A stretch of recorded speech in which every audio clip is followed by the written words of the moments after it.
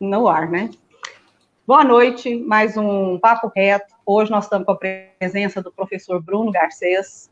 O Bruno é professor da IFTM, tem formação em Química Industrial, mestre em Química, está defendendo o doutorado em Química, é professor da Educação Básica em Tecnologia e Tecnólogo. Boa noite, Bruno. Boa noite, Aninha, tudo bem? Joia. Hoje nós vamos falar aqui junto com o Bruno, pessoal, sobre as metodologias ativas, que é uma prática que o Bruno tem bastante, uma vivência, né, de estágio, de intercâmbio, e hoje a educação está tendo que se renovar, porque depois dessa pandemia a educação não tem como voltar ao modelo que era executado anteriormente. Então, Bruno, hoje nós estamos aqui justamente para falar dessas metodologias de ensino, dessa chamada metodologia ativa e do ensino híbrido, né? Que hoje a gente tem várias lives, vários artigos falando sobre esse novo assunto, que muitas vezes não é tão novo, né? É uma coisa que às vezes a gente pratica, mas ainda não foi nominado. Sim, com certeza. Ora, né, metodologias ativas, assim, é algo que eu venho trabalhando há algum tempo, a gente vê que vem ganhando espaço no meio educacional.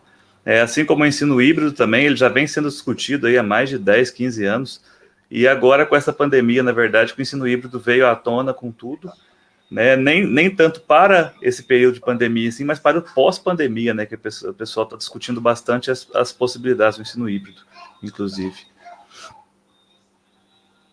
Pois é, Bruno, mas dentro desse aspecto das metodologias, o pessoal fala assim, tudo que é metodologia ativa, ela pode se dividir em vários aspectos, como a forma de trabalhar, né, o conteúdo de forma integrada com a vivência do aluno. Então, assim, como você dividiria essas metodologias? Então, eu acho que o principal ponto é até entender a essência da metodologia ativa, né? Eu acho que o nome ativo, o termo ativo, ele veio exatamente ao pensar que o estudante vai ser mais ativo nesse tipo de metodologia. Então, o que acontece? A gente vem aí culturalmente utilizando metodologias expositivas, né, onde o professor fala e o aluno escuta, basicamente, né? O estudante vai recebendo informações. É o que Paulo Freire falava da educação bancária também, né? A metodologia ativa, o aluno se torna protagonista, né? Mas para isso a gente precisa de um professor que saiba mediar, deixando o aluno como protagonista. E aí entra várias metodologias ativas, né, que compreendem técnicas, estratégias, abordagens diferentes que vão auxiliar, né, no protagonismo desse aluno. E aí isso vai variar. É muito diferente para cada unidade curricular, por exemplo. Uma metodologia ativa que a gente utiliza na língua portuguesa, às vezes é diferente da matemática, que é diferente da educação física, por exemplo.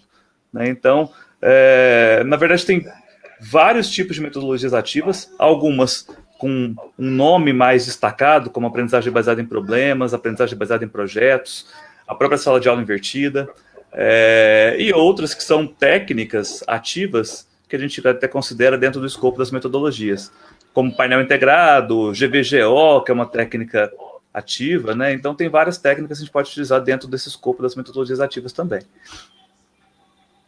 O GVGO, eu tenho muito carinho por ele, porque ele não é novo, né?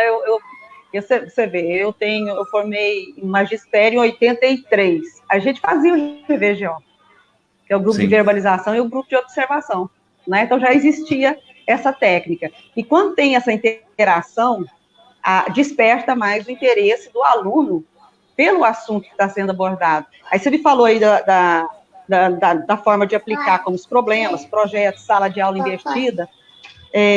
O objetivo principal de cada uma, você teria como descrever para a gente? Olha,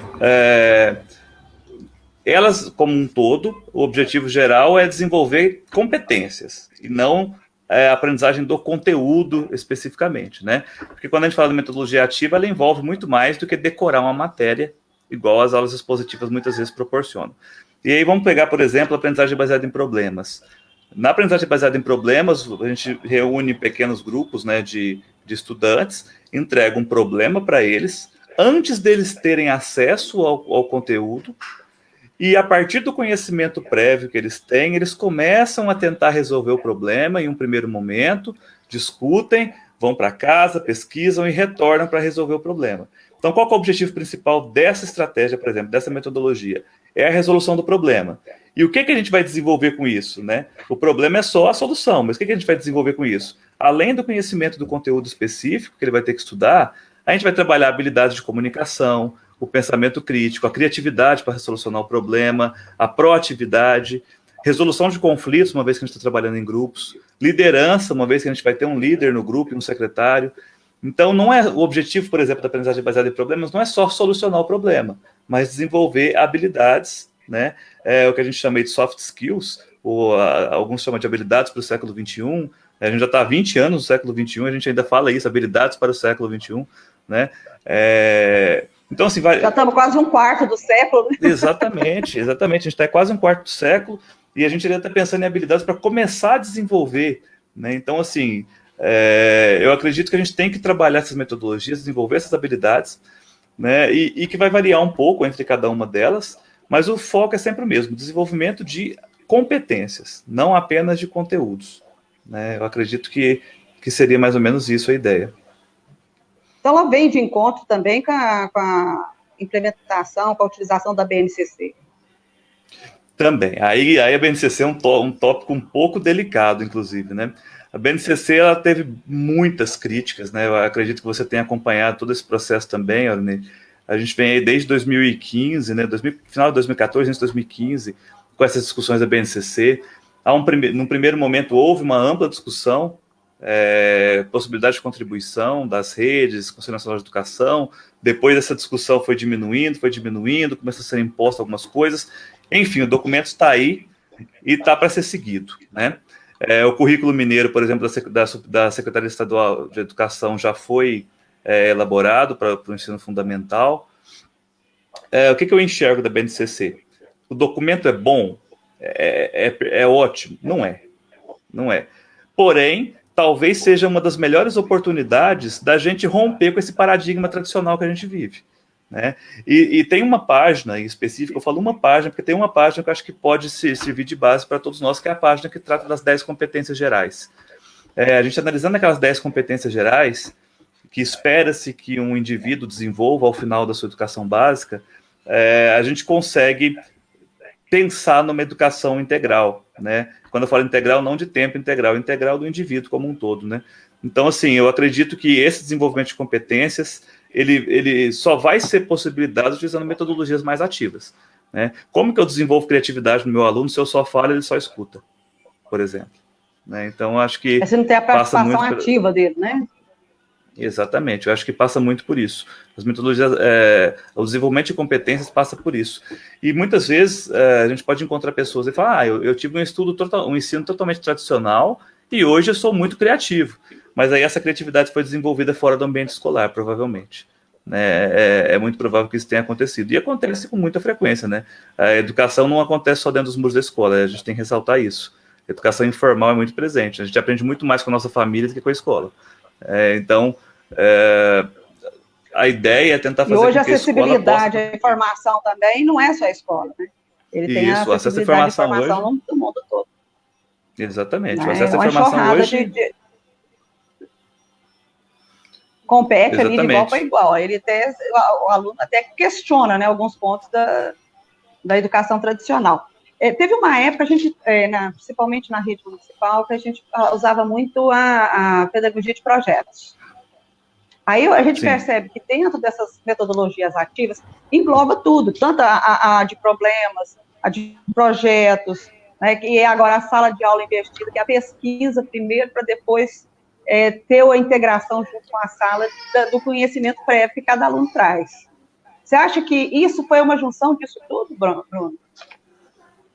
Sim, com certeza. Eu acho que todas essas estão englobadas dentro das metodologias ativas como um todo, né? A pedagogia de projetos, por exemplo, aqui no Brasil a gente fala pedagogia de projetos para duas metodologias diferentes, né? O ensino por projetos e a aprendizagem baseada em projetos, as duas dentro de pedagogia de projetos. Porque tem uma diferença também, né? Ensino por projetos é o que a gente normalmente utiliza aí, educação infantil, séries iniciais. Educação infantil, né? Você vai por temáticas, né? Exato. E aí o projeto é proposto pela equipe gestora ou pelos professores e passam aos alunos. Quando a gente trabalha com uma aprendizagem baseada em projetos, a ideia do projeto normalmente vem do aluno, não vem do professor, né? É uma pequena diferença aí das duas abordagens, vamos dizer assim, das duas metodologias, mas ambas dentro da pedagogia de projetos. Aqui eu estou vendo aqui o objetivo principal que você fala do protagonismo do aluno, o tempo todo essas metodologias são provocativas, né? Ela está provocando o aluno a buscar o conhecimento com determinada questão. Então, assim, na realidade, o professor, ele é além de um professor, ele é um mediador constante. Tá certo? Exatamente. Exatamente. Acho que essa que é a ideia principal, Ornei. Primeiro, acho que é tirar aquele paradigma de que o professor é o detentor do conhecimento e o aluno é uma jarra vazia, né? O pessoal falava muito daquela historinha da tábula rasa e tal. Folha em branco, a ideia é folha em branco. A ideia é realmente entender que o aluno traz uma bagagem cultural, uma bagagem histórica, e ele vai utilizar essa bagagem cultural na sua aprendizagem. E aí, se eu não possibilitar que ele utilize essa bagagem, como que ele vai conseguir construir os conhecimentos a partir do que ele já sabe? E eu só vou possibilitar isso se ele for ativo. Se ele for passivo, eu não vou conseguir. Né? Eu ficar falando, literalmente cuspindo conteúdo no aluno, e ele só recebendo, ele não vai conseguir, às vezes, nem fazer relação com o seu conhecimento prévio. Mas vale ressaltar também uma questão, Ornei. Uns 2 anos atrás eu comprei um livro chamado Revolucionando a Sala de Aula, o pessoal de Uberlândia, que são os autores. O primeiro capítulo chama A Aula Expositiva. Como revolucionar a sala de aula usando a aula expositiva. E aí ele traz toda uma discussão em cima da aula expositiva dialogada na perspectiva de Paulo Freire, né, da abordagem temática. Então, assim, é possível usar o expositivo de forma ativa, desde que o aluno tenha voz ativa dentro do processo. Então, é mais uma questão de postura metodológica. Né? As ferramentas, elas já estão aí para serem exploradas. Né? É uma postura. Eu creio que o ensino híbrido, que ele vem elencar junto com essa prática de sala de aula e essa forma diferente de instituir a aula, ele vem acrescentar a tecnologia. Exato. O ensino híbrido, se a gente pensar, antigamente a gente já tinha educação à distância e a gente nem falava, né? A gente pega o Instituto Universal Brasileiro, por exemplo, que o pessoal comprava as apostilas, né? Então, assim, a gente já tem educação à distância, as revistinhas. E aí a gente já tinha há bastante tempo assim essa educação à distância, vamos dizer assim. O ensino híbrido ele já veio aliado com tecnologias digitais, principalmente, né? É até um pouco complicado falar de ensino híbrido, vendo que nós não temos todos os alunos com acesso à internet, por exemplo, né? E nem com acesso a meios para acessar a internet, como um smartphone, um computador, né? Internet em casa. Então é um pouco complicado, mas é uma tendência. Né? Quando a gente fala tendência, que pode não ser hoje que a gente vai estar aplicando plenamente, mas para alguns anos acredito que sim. Né? Então a gente, para evitar ter que se preparar de última hora, como aconteceu com essa pandemia, a gente vai se preparando com o tempo, né, Ornei? Essa pandemia, posso citar, por exemplo, a rede estadual, estou trabalhando com os PETs. Os PETs são materiais escritos, né, um documento digital, onde o aluno baixa, faz exercício e devolve, né? Então, assim, não tem interação com o professor, né, direta. E essas interações estão sendo promovidas usando a tecnologia de forma complementar. Alguns professores fazem lives, né, com os alunos, fazem encontros por softwares aí, né, Google Meet, pelo YouTube, pelo Zoom e etc. Mas são princípios que a gente vê do ensino híbrido já começando a ser aplicados, né, não em sua plenitude, mas já está começando a ser aplicados.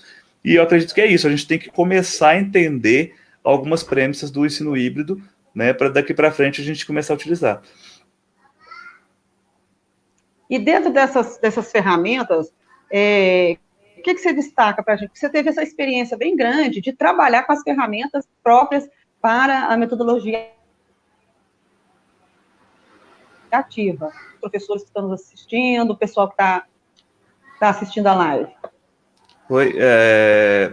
Assim, algumas ferramentas que eu trabalhei também com frequência, eu uso muito as ferramentas Google, que mesmo em contas gratuitas, ele permite o acesso a muitas ferramentas, editor de texto, planilha, apresentação,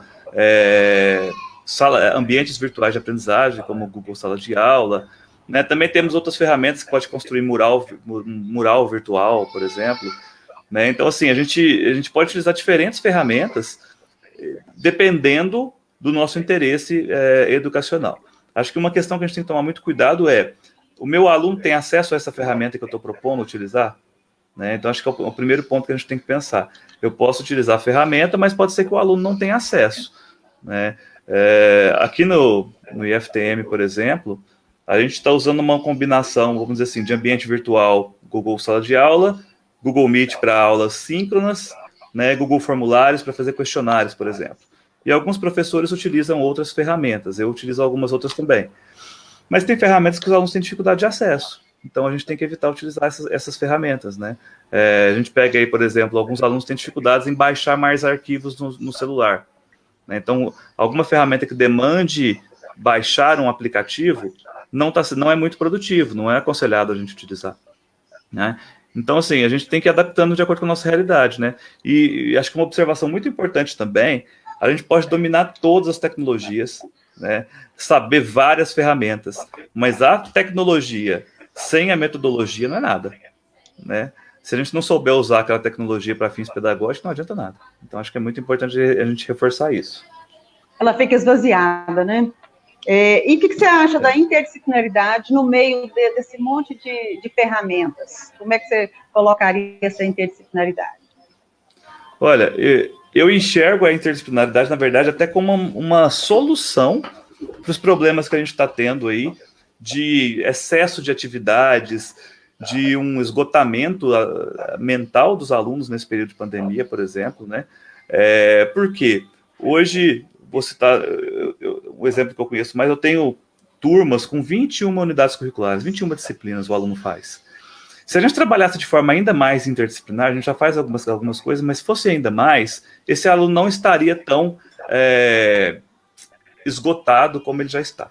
Então, eu acredito que a interdisciplinaridade, ela pode e deve ser executada, só que tem que ser planejada coletivamente, né? E aí, para isso, a gente demanda planejamento coletivo. E a gente vê o professor que muitas vezes, eu falo em todas as redes, aí, independente da rede, está sobrecarregado com demandas burocráticas, né? Vindas de secretarias, municipal, estadual, Ministério da Educação e etc. E a gente vai cobrar um planejamento coletivo. É complicado a gente chegar e falar assim: não, gente, pega mais um tempo do seu dia, além da sua carga horária de trabalho, para fazer um planejamento coletivo, né? E tentar propor ações interdisciplinares. Então, assim, a gente tem que entender que há uma limitação aí também na carga de trabalho do professor, né? Acaba que o professor é ocupado de tudo, né? Infelizmente é o que acontece, é que a gente vê aí: o professor apanha da rede, o professor apanha do aluno, apanha da família, né? Então a gente está precisando, na verdade, se unir, vamos dizer assim, não se unir no sentido de, como que eu posso deixar isso bem claro?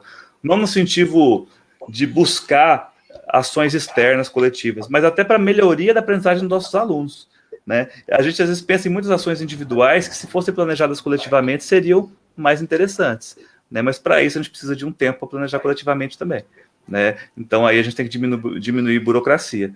A gente vê até muitas brincadeiras aí: preencheu o anexo 4, a gente fica mais tempo provando que está trabalhando do que trabalhando efetivamente, né? A gente fica mais tempo provando do que trabalhando. Então, assim, eu acho que a gente precisa de mais tempo para planejamento coletivo, né? E diminuir burocracia. Aí eu te pergunto o seguinte, porque a gente tem, assim, a gente fala do protagonismo do aluno, quando ele é o construtor da aprendizagem, mas também tem o protagonismo do professor quanto profissional de educação, né? Essa questão o professor está se tornando uma profissão que todo mundo coloca a colher de pau. Então, assim, quando você parte com a formação de professores, em que ela é consistente e que dá essa autonomia para o professor, você dá o protagonismo do professor sem ele ser o protagonista em sala de aula. Exato. Né? É o que você está falando aí justamente das redes de ensino, dos sistemas de ensino, até muitas vezes particulares, né, que o professor é apenas um reprodutor de um sistema. E isso nunca vai chegar a ser uma metodologia ativa. Por mais que você coloque BNCC, interdisciplinaridade, não vai, porque ele está engessado. Ele vai seguir um plano de ensino. Né? É lógico, você tem que ter um currículo, tem que construir um currículo, que seja o municipal, o estadual, o federal. Mas, no entanto, tem a especificidade de cada local onde o professor trabalha. Você não vai trabalhar com aquela turma de uma zona rural da mesma forma que você trabalhar com uma escola de centro de cidade. Né? É aí a mão do professor. Eu costumo, Bruno, até dizer o seguinte, é tudo um bolo. Os ingredientes são os mesmos. Agora, a mão que faz o bolo, o jeito, a ordem que você coloca os ingredientes, é que dá diferença no resultado. Né? Exatamente. E o que você acha? Como é que você colocaria o protagonismo do professor na atualidade?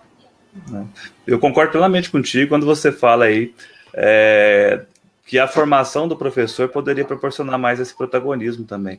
Né? O que a gente percebe é uma formação inicial que muitas vezes ela é feita de forma inadequada, corrida, e é uma formação continuada que ela existe, mas muitas vezes esbarra no que eu falei da sobrecarga do professor. Né? Acontece com muita... Perdão. E aí eu entendo que o professor realmente ele é protagonista, né? Mas ele não é, até fazendo essa analogia com o bolo, o professor não é o bolo, o professor é o suporte do bolo, né? O bolo, teoricamente, é o aluno. É a forma. Né? É a forma. Mas o suporte... mas o suporte ali que vai colocar o bolo no pedestal, que vai apresentar o bolo para a sociedade é o professor, né? E você não vai numa festa de casamento, numa festa de 15 anos, por exemplo, e você vê um bolo maravilhoso e um suporte lá que é feito ali, vamos dizer assim, adaptado. Você vê um suporte que vai dar essa característica bonita do bolo, né? Então eu acho o seguinte, é um conjunto, é o professor e o aluno, ambos têm que ter protagonismo. E aí a gente entra não só no protagonismo, mas também na liderança. O professor deve ser um líder em sala de aula. Quando a gente fala em líder, quando a gente fala em habilidade de liderança, não é só liderar, é saber liderar, saber ser liderado e saber compartilhar a sua liderança. Né? Tem momentos em sala de aula que o professor tem que dar um passo atrás e deixar até os alunos conduzirem, dependendo sobre o assunto que estiver acontecendo, né? Então, eu acho que o professor tem que saber isso, e aí com isso ele será protagonista. E até lembrei de uma... Mas o que você acha que falta para esse professor hoje em dia? O que falta? Na verdade, tem muita coisa que falta, o Aronei. Não, talvez não muitas que o professor seja responsável, tá? Mas, por exemplo, eu acredito que a gente tem que ter uma formação continuada em serviço mais efetiva. Né? Porque a gente pode ter esse discurso, não, mas olha o tanto de curso que tem gratuito aí, olha o tanto de curso online que está tendo agora, por que o professor não faz? Porque não tem tempo, porque o professor tem que ter vida, e a gente tem que entender que o professor está em casa, com o filho que também não está indo na escola, e que ele está tendo que acompanhar o filho com aula online, né? E que muitas vezes ele não consegue auxiliar o filho, até por desconhecimento daquele componente curricular, por exemplo, né? Então a gente tem que entender que o professor está sobrecarregado. A gente vê muitas vezes brigas por salário. Eu falo isso em redes municipal, federal, qualquer rede. A gente vê muito briga por salário. Eu acho que a briga por uma carga horária dentro de sala de aula menor e uma carga horária de formação e de preparação de atividades maior seria mais eficiente. Eu acho que o professor se sentiria mais preparado para estar em sala de aula se ele tivesse mais tempo dentro da sua jornada de trabalho para se formar, para refletir. Né? Vários autores falam da importância da reflexão. E a gente não tem tempo de reflexão. Né? Todo o tempo que a gente tem de reflexão, a gente está preenchendo papel. Então, acho que reduzir burocracia, aumentar tempo de extra classe, a gente tem 1/3 hoje em dia, eu particularmente acho pouco, acho que deveria ser 50% da carga horária, pelo menos, né, para a gente conseguir se preparar efetivamente. Uma formação continuada em serviço. Né? O problema é que recentemente, ano passado, saiu um artigo, esse ano, fevereiro, saiu um artigo de alguns pesquisadores suecos e americanos que fizeram uma análise do caso da China, que fez um programa de formação continuada gigante, com 40 mil professores, né? E o que eles observaram é que não obtiveram aumento na aprendizagem dos alunos depois desse programa de formação continuada dos professores. Por quê? Porque os professores, eles faziam aquilo porque eram obrigados, porque era pro forma, né? E não conseguiam aplicar aquilo na sala de aula, porque estavam esgotados também. Né? Então, acho que isso é importante também. E também acho que o professor precisa se afirmar enquanto professor. Tá? Eu particularmente, eu já escutei várias vezes professores meus falando para mim, enquanto eu estava na educação básica, colegas meus falando para os nossos alunos, e professores que eu fiz curso de formação também falando, estuda para não virar professor. Eu já escutei essa frase várias vezes. Daí eu não consigo entender, admitir um professor falando, estuda para não virar professor. Nossa profissão, acho que realmente não é valorizada, e eu não digo só financeiramente, eu falo culturalmente também. A gente anda na rua, você fala, qual profissão? Professor, nossa, tadinho, vocês trabalham tanto, né? A gente trabalha tanto, exatamente, a gente trabalha tanto, né? A gente exerce uma função muito importante na sociedade. Eu acho que os pais perceberam isso nessa pandemia, muitas vezes. A família percebeu a importância do professor. E infelizmente não somos valorizados, mas não é só o professor que não é valorizado financeiramente. Isso eu tento falar muito com meus alunos, eu trabalho com a licenciatura em Química, eu mostro editais de concurso público, por exemplo. Professor, salário tal, fisioterapeuta, salário tal, menor que o do professor para 40 horas. Biomédico, salário tal, menor que o do professor para 40 horas. E várias outras profissões. É claro que a gente nem compara com o tanto de trabalho que a gente leva para casa, né, Aurinete? O professor leva trabalho para casa todo dia. Não dá nem para comparar isso. Outras profissões, cabe o turno, vai embora, né? Não tem que carregar trabalho para casa. Na minha área, por exemplo, na Química, os salários dos bacharéis em Química, aí, pelo menos o salário inicial padrão, é inferior ao de professor. Tá? Então, assim, não é só salário. Eu acho que é uma valorização cultural. E não há como ter uma valorização cultural se não partir do próprio professor. Então, eu acho que a gente tem que se reafirmar enquanto professores, né, enquanto classe, e valorizar a nossa profissão. Eu acredito que isso é muito importante para a gente também, Aurineiro. Eu acredito também do que você está falando, porque o professor, muitas vezes, ela é a grande maioria, né, do funcionalismo público. Você pega uma secretaria, ela é quase a metade dos funcionários de uma prefeitura, em qualquer cidade, né? E parece, assim, pelo tamanho que ela é onerosa. Então, o que acontece? Eles tentam segurar o máximo que podem a questão do piso salarial, que já é mínimo, né? É um salário mínimo, professor.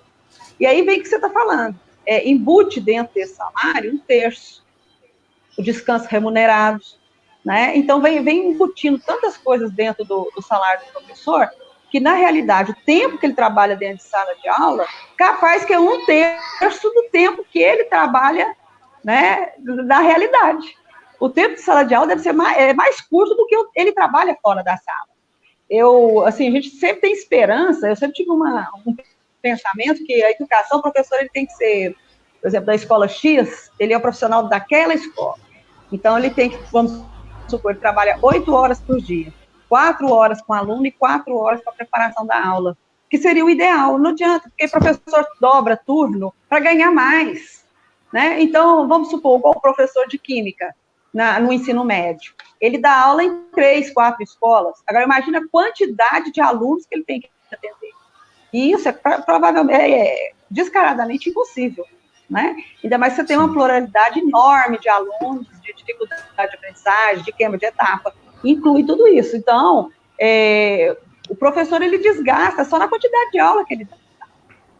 A gente estava conversando anteriormente, eu conheci um sistema de ensino na escola Maria Montessori, lá na Suíça, na cidade de Zurique.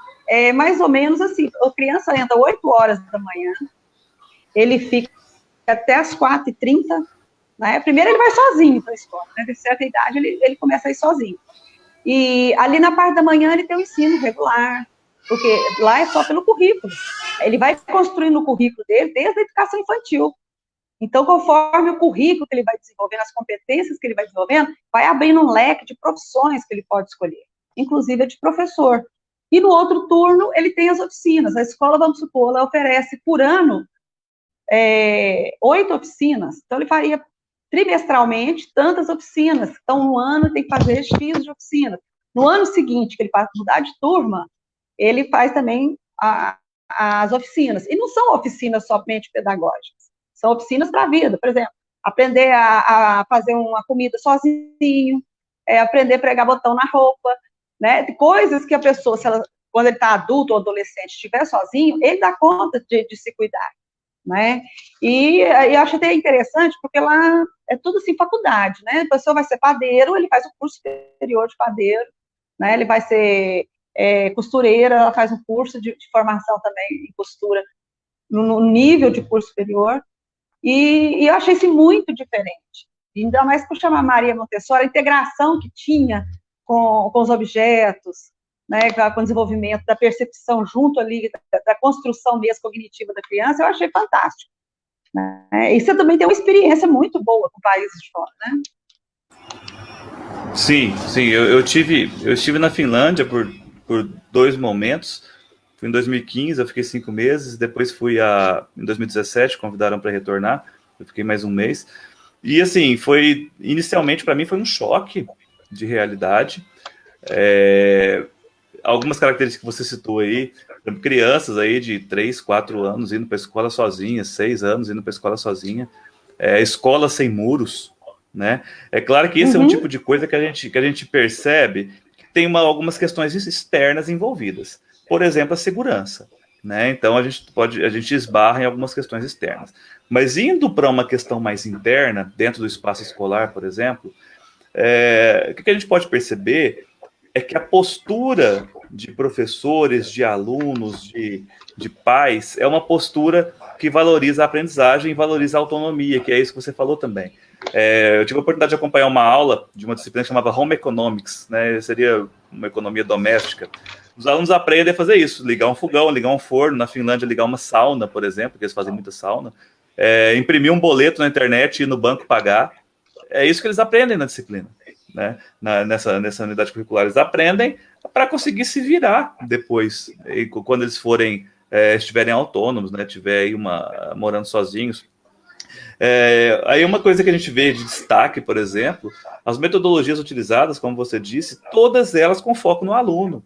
A gente não vê metodologias com foco no professor e também não vê com foco no conteúdo em si. Porque muitas vezes a metodologia nem tem o foco no professor, tem o foco no conteúdo, né? O discurso, eu tenho que correr aqui, senão não termina essa matéria. Quantas vezes a gente já não falou isso, já não escutou isso? Né? Então, assim, acho que o foco está mais no conteúdo do que no aluno. Isso que está errado. O que eu percebi que é vamos dizer assim, é uma máxima lá, que é de ter o foco no aluno. Existem aulas expositivas, várias, mais da metade das aulas que eu assisti foram expositivas, todas dialogadas, mas muitas aulas expositivas. Mas, assim, outra coisa, espaço escolar totalmente inovador, cheio de tablet. Quando fala de Finlândia, nessa reportagem que a gente viu aqui, eles mostram cada aluno com um tablet na mão, não sei o quê, blá, blá, blá, não tem nada disso. Né? Isso aí é uma vez ou outra, uma escola ou outra que resolveram fazer isso. As salas de aula são como as nossas, talvez a decoração mude um pouco, às vezes o mobiliário, mas é muito similar ao que a gente tem aqui, sabe, Arnei? Então, assim, o que eu percebo? A gente idealizou uma Finlândia, por exemplo, e achando que está muito distante do Brasil, em termos educacionais. Talvez sim, mas tem coisas que nós podemos fazer para melhorar enquanto professores. Eu nem falo enquanto Estado, Estado, digo Brasil, né, etc. Não falo enquanto Estado, não falo nem enquanto gestão de escola, às vezes. Né? Às vezes o professor fala assim, nossa, mas a gestão da minha escola é muito tradicional, como que eu faço? Dentro do nosso espaço, enquanto professor, a gente tem autonomia para fazer algumas coisas. E a partir daí a gente já começa a fazer diferença. Né? E aí a gente volta para a metodologia. Né? Eu acho que eu não consigo importar segurança da Finlândia, cultura da Finlândia, nem quero, né? Inclusive, vale ressaltar, cultura extremamente machista, muita agressão a mulheres dentro de casa, alcoolismo altíssimo, índice de suicídio muito alto, tabagismo entre jovens altíssimo. Tá? Então a gente fala assim, nossa, é tudo lindo na Finlândia, né? É tudo lindo na televisão. Né? Morando lá, você vai ver que não é tão lindo assim. Então, assim, não dá, a gente não vai importar nada. O método a gente pode adaptar. Inclusive, eles importaram nossos métodos. A principal referência que eles usam lá é Paulo Freire. Né? O segundo dia de aula que eu tive lá, faltou de Paulo Freire no slide. Né? Então, para a gente aqui, alguns dizem que Paulo Freire acabou com a educação brasileira, né? Sendo que, na verdade, eu acho que não houveram oportunidades dele ser aplicado na íntegra, vamos dizer assim, na educação, né? Seus ideais ser aplicados na íntegra.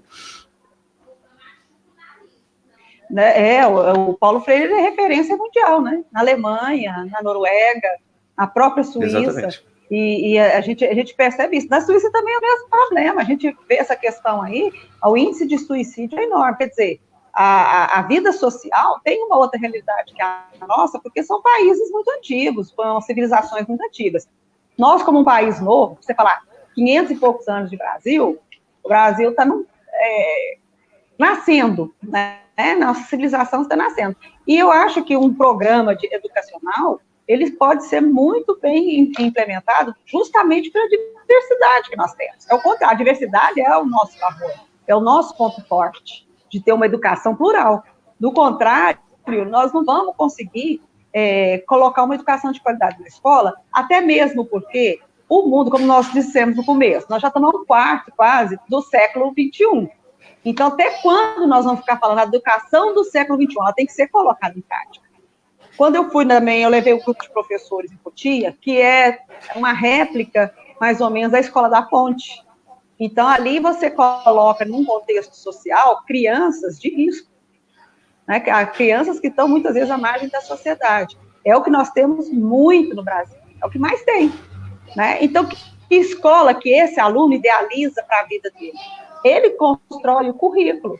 Tá? Lá, pelo que eu percebi, tem tipo assim, Bruno, um cardápio do currículo. Então, os alunos, junto com o tutor, que a professora chamada de tutor, ele vai criar aquele currículo um micro-currículo dentro de um macro-currículo.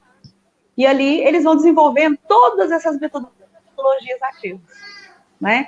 E o que eu falo, muitas vezes está praticando uma metodologia ativa, mas não está sabendo descrever o que significa isso. É a prática dentro da sala de aula, a forma de ver a situação, o problema, e de inovar dentro dos próprios projetos. E isso aí, muitas vezes, dentro de um sistema, um ou outro professor se destaca, e muitas vezes eles colocam ele na caixinha de novo, né? Você não pode, o sistema é assim, você tem que estar dentro do sistema. Ah, não, o professor está saindo da caixinha, vamos enquadrar ele dentro da caixinha. Que eu acho que é o grande problema dessa afirmação que você fala da profissão de professor. Sim, sim.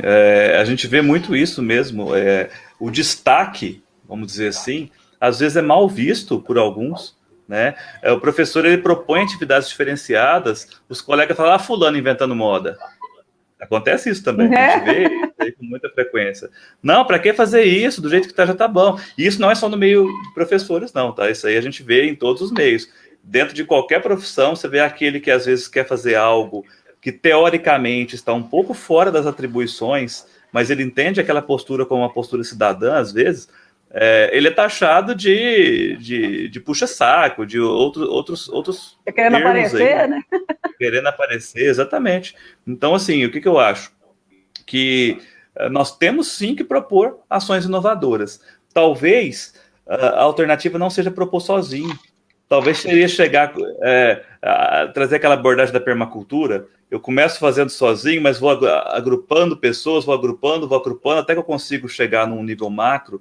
A gente vê várias escolas em Uberaba com trabalho excepcional. Né? Eu acompanho nas redes sociais, tanto o perfil oficial da escola, quanto de gestores, quanto de professores. A gente vê tanta coisa boa sendo realizada, né? Talvez falta um pouco de diálogo para a gente conseguir organizar essas coisas. Né? Eu particularmente enxergo que a gente já está num caminho de transição muito forte, Aurinele, de sair daquela postura tradicional para ir para uma postura mais ativa, olhando mais para o aluno. Né? A gente passou por uma crise de identidade educacional, não sei se eu posso dizer assim, onde a gente fala assim, o aluno de hoje não quer saber de nada, porque não se fazem mais alunos como antigamente, não sei o que. A gente tinha esse discurso, né? Eu acho que a gente passou por essa crise. Acho que essa crise a gente conseguiu ultrapassar. Agora a ideia de como que eu posso fazer, então, para atender o aluno de hoje. Acho que a gente está nesse momento e particularmente eu vejo que tem muitas iniciativas legais sendo desenvolvidas ao mesmo tempo em diferentes escolas aqui de Uberaba, por exemplo. né? A gente percebe isso. Eu poderia até citar alguma iniciativa, mas não seria nem justo falar alguma em especial. A gente vê muita coisa legal acontecendo ao mesmo tempo. Vê assim, e o professor é nato dele ser criativo, né? O professor, ele acaba se envolvendo, você der linha para ele, ele voa. Então, assim, tem que dar essa autonomia mais constante. Eu acho que a parte do coordenador pedagógico é fundamental para alimentar essa autonomia. E é um marco regulador ali entre a gestão e o educador, né? Porque ela vai fazer o meio termo ali dessa construção do profissional, inclusive. Porque o pedagogo ele é fundamental para isso também. A parte da gestão escolar, juntamente, tem que ser um diálogo bem amplo, né? Muitas vezes a gente se sente, quando professor, sozinho, né? Você está com um problema dentro da sala, mas você não consegue resolver. Muitas vezes você chega na gestão, a gestão tem as suas atribuições, e eu fico muito preocupada quando a gente fala da formação continuada em serviço, que ultimamente tem sido quase que uma reunião administrativa, né? Então, se você dá recados, fala de regulamentos, passa protocolos, mas aquela formação que você senta com seus pares e constrói o fazer escolar. Uma vez eu dei o exemplo, o seguinte, que o corpo escolar, o corpo docente, e a matéria, a disciplina, tem que ser igual uma bola de futebol. Antigamente a bola de futebol é feita daqueles losangos, né, e é feita de aqueles quadradinhos lá, e costurada uma na outra. Então, são partes individuais costuradas uma na outra que forma a bola de futebol. A bola de 1970, principalmente, era dessa forma, né? E isso a gente chama de construção em rede. Eu trabalhei em escola que o currículo era em rede. E como é que você fazia? Uma vez a cada 3 meses, que era trimestral a escola,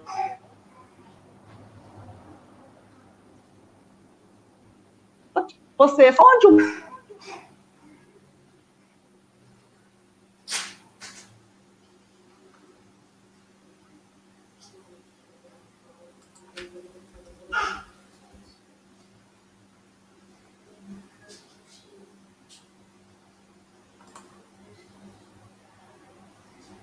meu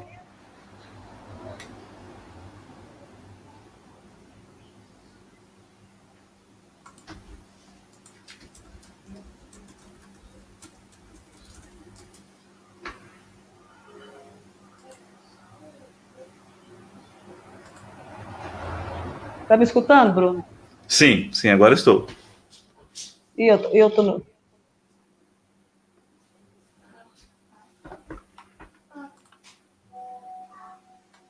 Estamos com um probleminha técnico aqui, mas daqui a pouquinho a gente já resolve. Voltou agora, né? Voltou. A tecnologia assim mesmo. Agora voltou.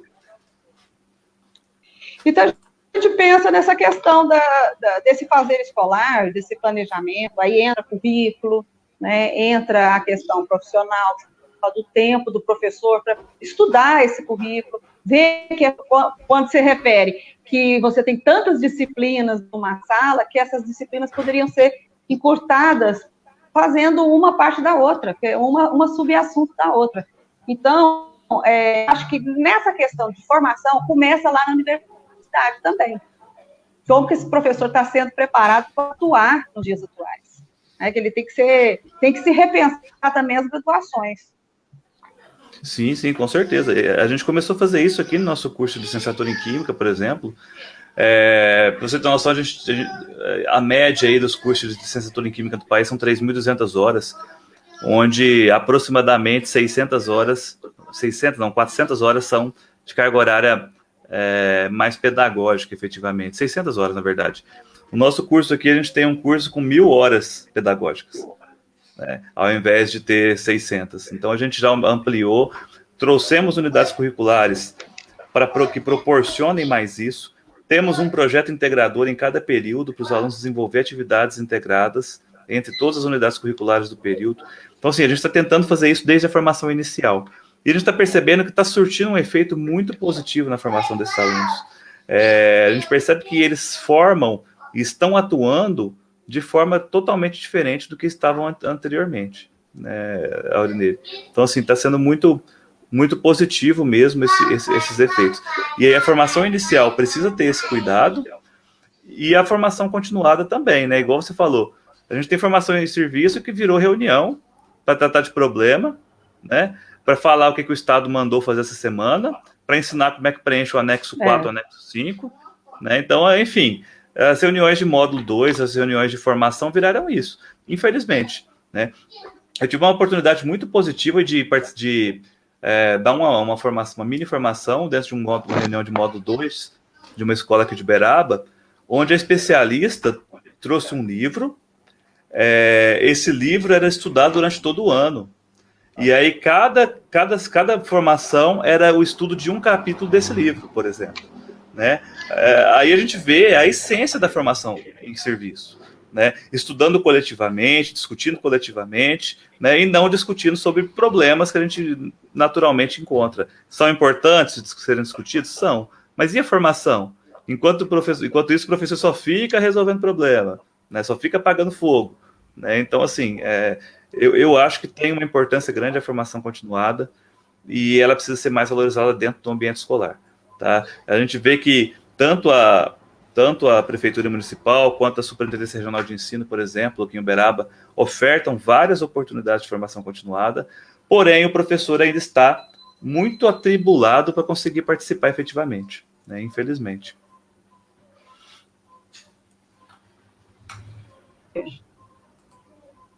Talvez tenha que abrir aqui. Tá me Voltou. escutando? Sim. Voltou? Eu acho que a minha internet está acho que está na cidade inteira essa internet. Uns dias para cá, eu não sei, minha internet de 240 mega e tem hora que dá. É a parte da tecnologia, né? Está todo mundo essa hora usando. A gente até brinca lá.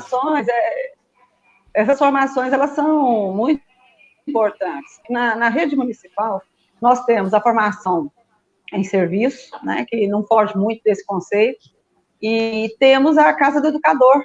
Você também conhece a Casa do Educador, parece que você já teve alguns cursos lá.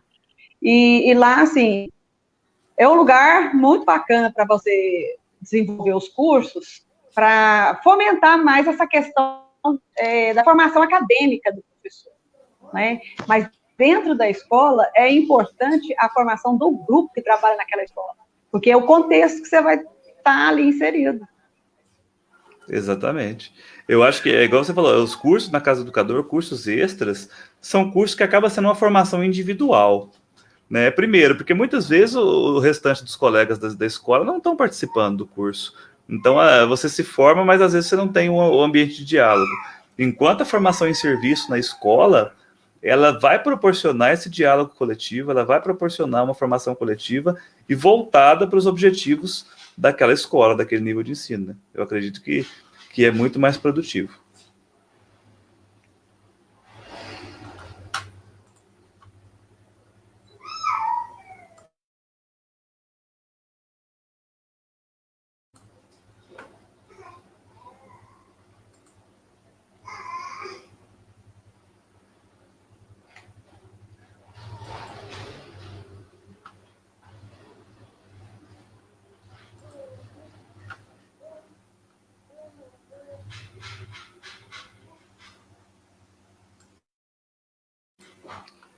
Pessoal, acho que a Aranelli está com problema de conexão. Tudo bem? É claro que eu sou convidado, eu não vou continuar sem ela, mas só para deixar claro para vocês aqui, acredito que ela deve estar retornando.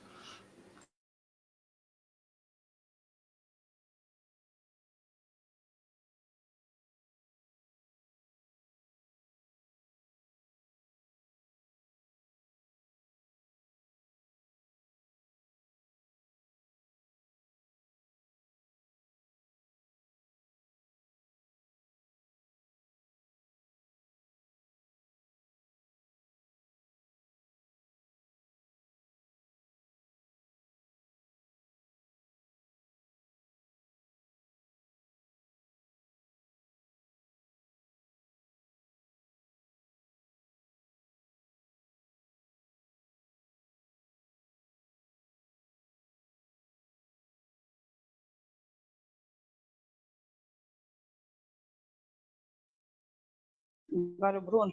Oi, voltou? Oi, Hoje não, tá difícil, hein? Nossa senhora, essa internet minha nunca acontece isso aí. Tá dando algum problema na rede aqui, não estou entendendo. Mas não, tudo bem. a questão é essa mesmo, desses desafios que a gente tem pela frente aí, que serão grandes, tanto na formação da graduação, quanto na formação em serviço. Nós temos muito serviço pela frente, e além de uma luta, né? A gente estava comentando a respeito do profissionalismo também. A classe tem que estar mais unificada, não só em termos de salário, mas em condições de trabalho. Com essa crise sanitária, a gente vê que o professor está trabalhando com recursos próprios. Aí a gente pensa, entra na questão social. Teve aluno que não teve acesso ainda à internet para acompanhar essas aulas. E como é que fica esse ano letivo? Exatamente. Essa é uma questão que a gente está vivendo também aqui no IF. A gente está buscando diferentes formas de atender os alunos. Infelizmente, o que a realidade é que nós não conseguimos atender a todos os alunos, tá? Pelo menos não plenamente. A gente finalizou um semestre praticamente já, de forma remota. A gente teve aí uma certa evasão durante esse semestre. Trabalhamos com aulas síncronas e assíncronas, trabalhamos com impressão de material e entrega para aqueles alunos que não tinham internet. Levamos até a casa dos alunos, em alguns casos, né? Mas mesmo assim a gente sabe que, infelizmente, não são apenas as questões financeiras e estruturais de cada um que estão sendo prejudicadas nesse período de pandemia. As questões de saúde mental, então, estão muito agravadas nesse período. Vários alunos tiveram que começar a trabalhar para conseguir ajudar em casa, né? Então, a gente tem várias situações que emergiram dessa pandemia e que afetam nitidamente a questão educacional, né? Muita coisa mesmo realmente nos prejudicou. E aí acho que é um discurso importante a gente fazer o seguinte: isso não é culpa do professor, isso não é culpa da gestão, a gente está vivendo uma pandemia, a gente está, na verdade, lutando para estar vivo nesse momento, né? Infelizmente a gente vê aí cada dia notícias piores, mais tristes, né? Hoje nós tivemos a notícia do nosso vice-prefeito, né, que entra aí nas estatísticas, infelizmente, como mais uma pessoa que se foi, não valorizando mais essa situação do que os outros que já perderam a vida, mas uma pessoa pública, ela traz, talvez, para a população o sinal de que realmente estamos lutando contra um vírus que está levando nossos entes queridos, né? É muito complicado. Por exemplo, no IF nós já tivemos alunos com Covid, nós tivemos professores com Covid. Então, assim, é complicado. Como que eu converso com um aluno e falo para ele: não, você tem que me entregar as tarefas. Não, professor, mas eu estou com Covid. Não, mas você tem que me entregar as tarefas, né? Então, eu acho que nesse momento, o que a gente buscou, e a gente fala muito isso lá no IF, o mais importante é tentar manter o vínculo com o aluno. A aprendizagem a gente vai correr atrás. O mais importante nesse momento é o vínculo, né? Porque sem o vínculo, provavelmente esses alunos estariam piores ainda em questões de saúde mental, por exemplo. Muitos deles, os únicos vínculos afetivos fora da família é a escola. E muitos deles, ainda por cima, não têm contato com a família, né? Às vezes mora só o pai e o adolescente, e o pai trabalha o dia todo, o adolescente nem o vê, então o contato social que ele tem é com a escola. Ou com os avós, né? Ou com os avós. Como é que a gente tira esse vínculo? Então, a gente está trabalhando muito nesse sentido. A gente vai valorizar a aprendizagem, é claro, a gente vai correr atrás disso, mas a aprendizagem é algo que a gente corre atrás, a gente tem tempo para correr atrás depois. Já o vínculo, a gente não tem isso, a gente precisa manter. Foi o que a gente... Não, a questão da desistência também, da evasão, ela vai ser grande, né? Vai. E não só pela pandemia, pela situação econômica que nós estamos começando a atravessar. Né? Não é nem que não estamos começando a atravessar. E eu vejo o pessoal até falando muito, não vejo a hora de acabar 2020, mas eles esquecem que 2021 pode ser pior. Né? Eles não sabem, esse vírus veio para devastar muita coisa, para tirar tudo do lugar. Então, acho que não só na nossa profissão de professores, todas as profissões têm sua contribuição, e repensar essa sociedade complexa, né? A sociedade muito complexa de se sobreviver, quanto mais sem a escola, que é um ponto Sim. de apoio da construção dessa sociedade. Eu tinha até deixado uma pergunta aqui, o pessoal fez uma pergunta aqui, uma curiosidade. A gamificação do ensino. O que você tem a falar sobre essa gamificação? Nesse tempo, ela pode ajudar essa estresse emocional, ou essa gamificação, ela tira a concentração do aluno no estudo? Então, essa gamificação, até é interessante, eu gosto bastante, sou um entusiasta da gamificação, mas é importante te ressaltar que gamificação não é joguinho, né? Joguinho didático não é gamificação. Gamificação, o termo mesmo, a estrutura da gamificação é utilizar elementos de jogo em um ambiente, um local, uma atividade que naturalmente não é um jogo. Né? Então, o que seria gamificação, por exemplo? Os alunos terem conquistas ressaltadas, por exemplo, mas não ter punições ressaltadas. Seria o aluno acompanhar certa fantasia no desenvolvimento das suas atividades. Né? Um exemplo disso seria os alunos escolhem personagens para eles, enquanto eles vão entregando tarefas, né? Sei lá, vou citar um exemplo aleatório aqui, o PET, né? O que está sendo entregue. A cada atividade entregue pelo PET, por exemplo, o aluno vai receber aí um personagem diferente, ele vai colecionando seus personagens. Isso é gamificação. E esse é um tipo de gamificação que não traz competição, pelo menos não direta. Pode ser que aqueles alunos falem assim, eu tenho 10 personagens, você só tem 5. Isso pode acontecer, mas a ideia é que isso não seja estimulado, tá? Porque existem tipos de gamificação, de processos gamificados, onde a competição é exacerbada, né? E isso aí vai prejudicar muito mais do que melhorar, principalmente no momento de pandemia, né? Então é complicado isso. Essa gamificação ela tem que surgir para que o aluno consiga ter certa fantasia, e aí, com isso, ele consiga aprender de forma até mais lúdica. Né? Então, seria para isso, esse é o sentido da gamificação. Eu tenho uma disciplina que eu faço ela 100% gamificada das minhas atribuições, no curso de licenciatura em Química. Os alunos montam grupos, simulam uma escola, e eles vão me entregando atividades e vão se desenvolvendo. Né? Aí eu usei um texto do Libânio para falar sobre os conhecimentos do professor, e aí eu criei o jogo baseado nesse texto do Libânio, né, dos conhecimentos do professor. E foi muito positivo. Chegou na última aula, por exemplo, os alunos queriam ter mais aula para conseguir apresentar mais, para conseguir ganhar mais ponto. E não era competitivo. Cada grupo não competia com ninguém. O grupo ia ganhando seus pontos, não tinha o grupo vencedor, não tinha nada disso. Então a gente percebe que a gamificação é interessante, mas ela não pode produzir competição exacerbada. Se ela produzir muita competição, nesse momento principalmente, ela vai ser muito negativa. Né? Então a gente tem que tomar cuidado qual tipo de gamificação que a gente vai fazer, tem que ser muito bem pensado nesse sentido. Nossa, é fantástico, né? A gente vai vendo aí essas novidades, né? A gente fica entusiasmado. Então, por isso que a parte de formação de professores ela tem que ser bem dinâmica. E vão surgindo outras novidades, né? Com o passar dos dias, com a ajuda da tecnologia, com a ajuda das coisas plurais que a gente tem que fazer mesmo no dia a dia, essa metamorfose que a educação tem que acontecer, né? Quase que está acontecendo uma metamorfose a forceps com os professores, mas tem que acontecer, né? Ela tem que existir. Isso, com certeza. Então, Bruno, nós já estamos aqui. Pode falar. Uma coisa que eu queria destacar, né, você falou dessa metamorfose, uma coisa que eu acho interessante é o seguinte, a gente tem que entender que essa pandemia que a gente está vivendo, né, está proporcionando várias mudanças, e aí muita gente fala assim, gente, essa pandemia está sendo uma oportunidade, não sei o quê. Eu discordo plenamente que está sendo uma oportunidade. Nós estamos nos adaptando, talvez essas adaptações que nós estamos fazendo agora vão ser utilizadas pós-pandemia, né?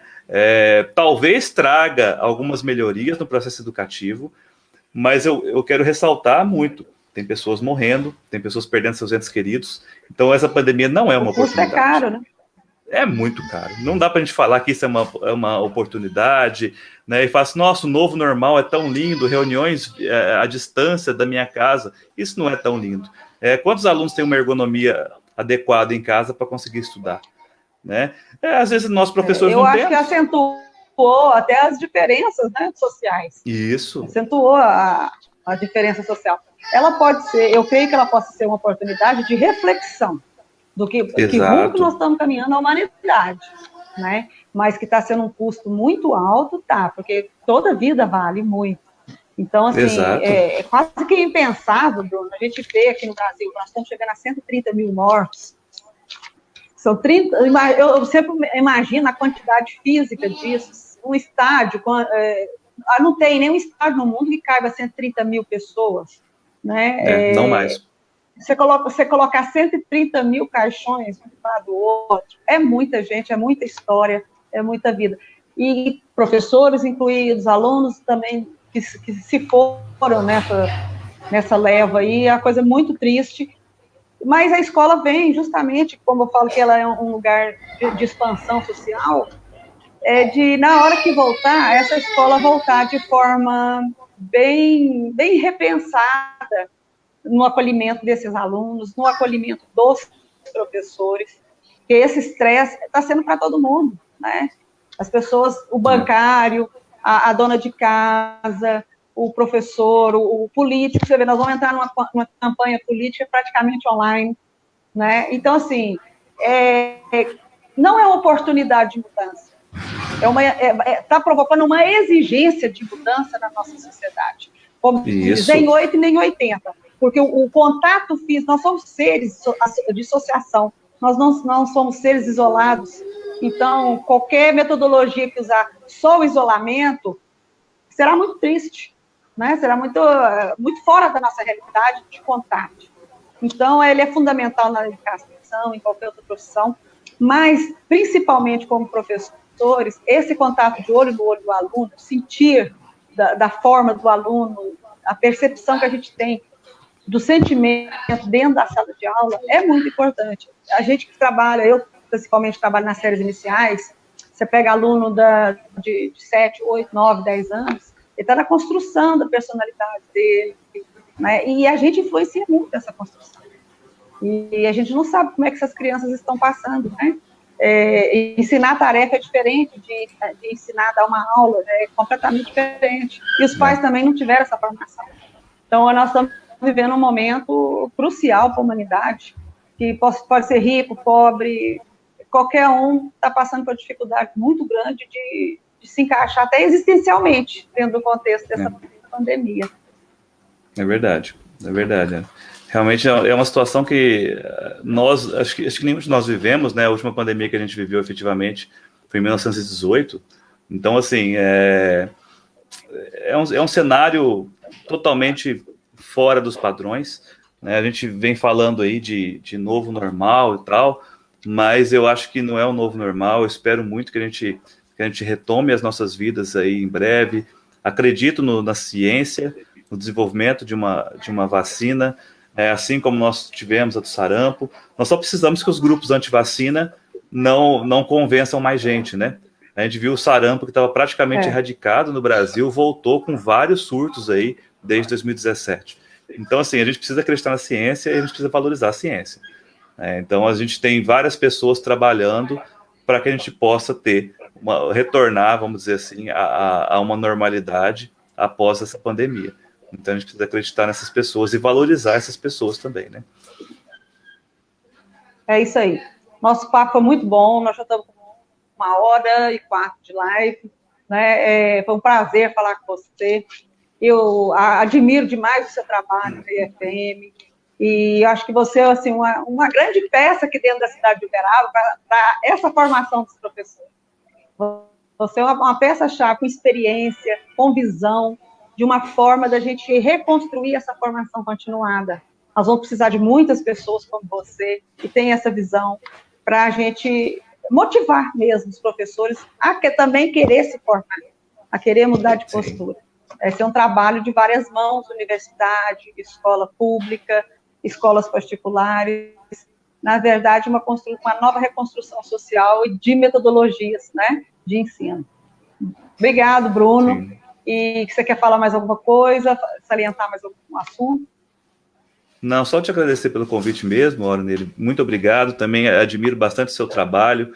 tanto na frente da educação, quanto acompanho bastante a associação aí da Morada do Sol. Eu tenho parentes que moram no bairro, e assim, eu admiro bastante o seu trabalho que você desenvolve. E eu queria só deixar um recado, uma reflexão para os professores que querem aplicar metodologias ativas, né, talvez trabalhar com ensino híbrido, que seria o seguinte: 3 passos. O primeiro passo, manter a mente aberta, né? Mantenha a cabeça aberta, dê um passo de cada vez e não desista, né? Primeiro, manter a cabeça aberta, que senão não vai entrar nada. Dá um passo de cada vez, porque se querer pular o mundo aí já, fazer aquela mudança radical de expositivo para ativo, os alunos não vão entender e você não vai ter tempo de refletir. E não desistir, porque a primeira vez vai dar errado. Tá? Acredite, a primeira vez vai dar errado. Então não desista, tá bom? Mas no mais é isso, agradeço demais, Aura, todo mundo que participou aí, muito obrigado. Tá? Uma boa noite para vocês. Agradeço a todos que participaram, e hoje, especialmente, a gente deixa o abraço para a família do João Gilberto Riposati, uma liderança política, e uma pessoa íntegra, né? Muitas vezes a gente fala, porque faleceu, né, todo mundo, mas não, o Riposati sempre foi uma pessoa muito querida da cidade, e um político bem polido, né? Sempre trabalhou em prol da nossa sociedade verabense. É uma perda irreparável para nós verabenses, como tantos outros 100 e tantos mortos aqui na nossa cidade, e os 130 mil mortos no Brasil. É hora da gente refletir, de pensar, não é porque nós estamos com uma onda verde, ou amarela, ou vermelha, vai muito mais da nossa consciência de cidadão, de saber o que devemos fazer e não devemos fazer. Não é porque o shopping está aberto, você tem que dar rolezinho no shopping, não é porque o calçadão está aberto, você tem que ficar lá batendo papo. Use máscara, lave as mãos, e um abraço a todos, e até a próxima quinta-feira. Quinta-feira que vem, gente, nós estaremos com uma pessoa jovem da comunidade do hip hop, da comunidade da bike, da cross, e é o TOY, da Fundação Cultural, né? Nós vamos falar com a molecada dos esportes radicais. Um abraço e boa noite.